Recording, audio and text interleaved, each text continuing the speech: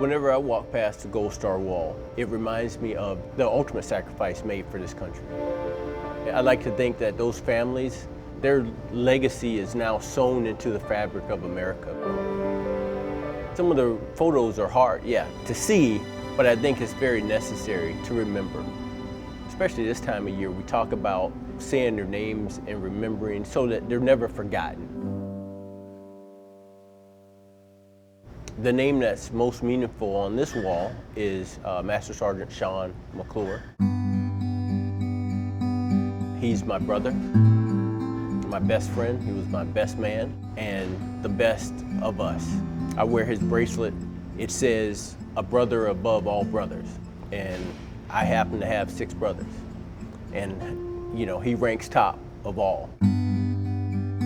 If you ask my son to this day who his favorite uncle is, he'll say Shawn. Although there's no blood tie amongst us, we've shared both blood, sweat, and tears, and that's our bond. Here's what I see in the picture of Shawn. I see a brother, I see a father, I see a best friend, and I see a hero. We actually met in basic training. His name is Shawn McClure, I'm Shawn McFaden, so we spent a lot of time in line in alphabetical order together. And we happened to go to our first duty station together. We spent, I think, the first 8 years of our military career at the same locations. When I see that smile on his face, Shawn was always happy-go-lucky. I mean, we all have our down moments, right? The work that we do is pretty serious, but we always saw that smile. We never saw him smile brighter than when he was out doing what he loved doing, and that was being out in the field, deployed, in combat, doing what he enjoyed doing. In that particular picture, he's in Afghanistan. He's leaned against a Haskell barrier. He did several deployments. They were hard deployments. And that picture is a favorite because it says so many things about Shawn. I'll give you a little backstory. I was back here in Konus. I retired in Germany. I came back here and I was headed south, and I gave Shawn a call. Hey, I'd like to come swing in to see you. I would later find out that he had a torn valve and had open heart surgery. They went in to repair this valve. And I said, "Hey, brother, why didn't you tell me?" And he said, I didn't want anybody feeling sorry for me. And he got the valve repaired, or so we thought, right? And he went on about his business.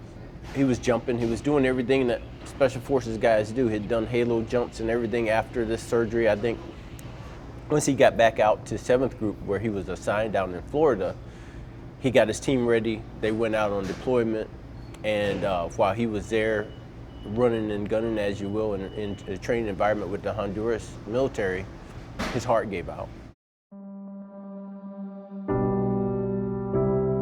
One thing that people should know about Shawn is that he showed up.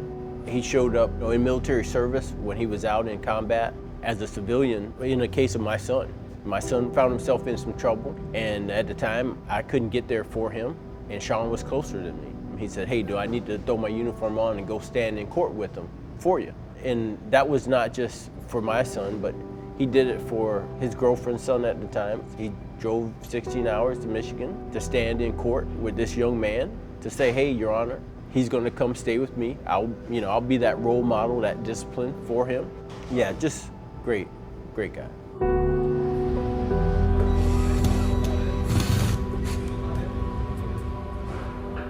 Yeah, there's a lesson in it that race doesn't matter. We as a country have come so far. Yeah, we talk about an imperfect nation. We're not perfect, right? But we have constantly strived since the founding of this country. We have striven to be better. If there's anything to come from me telling this story about Shawn, is that race shouldn't be the thing. You miss out on so much if you focus on that. If you say, "Oh, well, they look a little different and I don't want to engage," I mean, you could probably miss out on some of the best, maybe the best person to ever walk into your life. But you wouldn't know it because you're blinded by, "Oh, they look different than me." And it's a sad place to be. Two guys come together in basic training, you meet, and then you maintain that relationship. Shawn didn't look at me any differently because of my race, and I didn't look at, when I tell you he's my brother, he's my brother.